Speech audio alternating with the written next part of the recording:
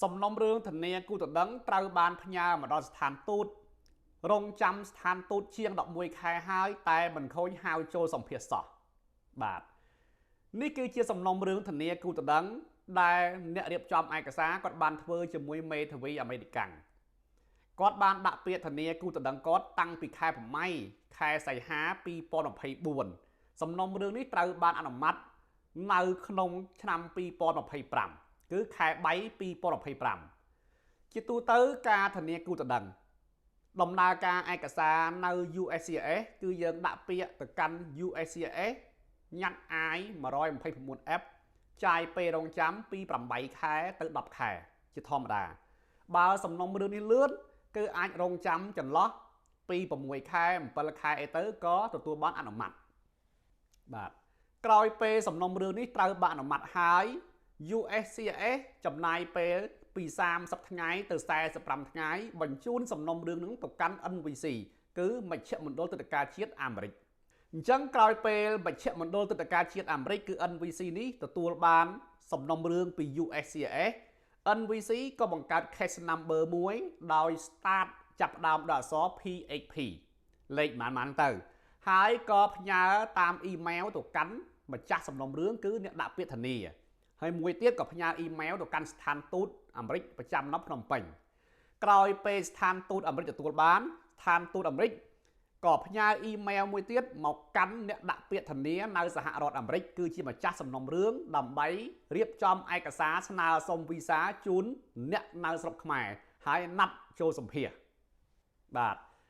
ងាកមកសំណុំរឿងនេះវិញគឺគូតដឹងគាត់នៅសហរដ្ឋអាមេរិកដាក់ពាក្យធានានៅខែ8ថ្ងៃទី8 2024បាទ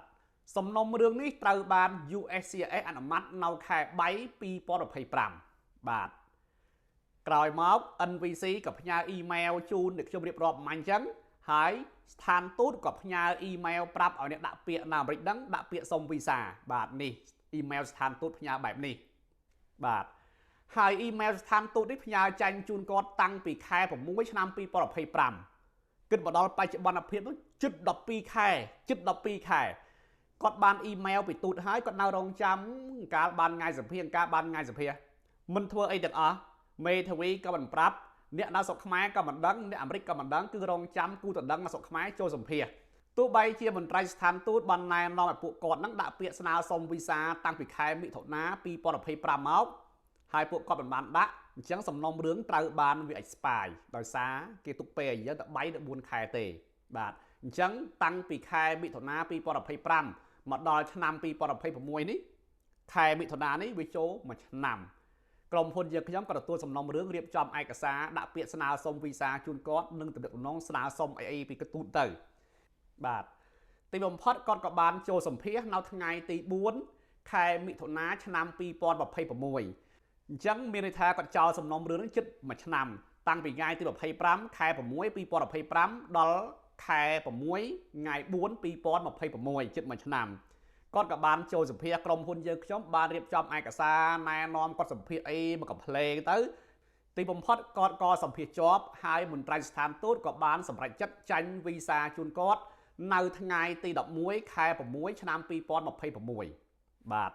នេះគឺជាមេរៀនមួយដែលលោកអ្នករៀបចំឯកសារជាមួយក្រុមហ៊ុនដែលគេមិនយកចិត្តទុកដាក់និងមិនអើពើរឿងរបស់លោកអ្នកគេអត់ប្រាប់យើងសំណុំរឿងនេះគឺជាមេរៀនដ៏ធំមួយត្រូវបានអនុម័តហើយទូតផ្ញើអ៊ីមែលមកដាក់ពាក្យស្នើសុំវីសាហើយក៏ប៉ុន្តែមិនដឹងធ្វើយ៉ាងម៉េចទុកចោលជិតមួយឆ្នាំជាង11ខែអញ្ចឹងក្រុមហ៊ុនយើងខ្ញុំក៏បានជួយសម្រួលពួកគាត់ក៏បានចូលសម្ភាសជោគជ័យដោយបានបង្ហាញខាងលើនេះបាទលោកអ្នកអាចតាក់ទងមកកាន់ក្រុមហ៊ុនយើងខ្ញុំបានបើត្រូវការសេវាកម្មផ្នែកតុលាការអាមេរិកហើយបើមានចម្ងល់ក៏អាចសួរនាំបានដែរបាទខ្ញុំបាទចៅមនីកាមេរ៉ាសូមអរគុណចំពោះការតាមដានទស្សនាវីដេអូនេះបាទ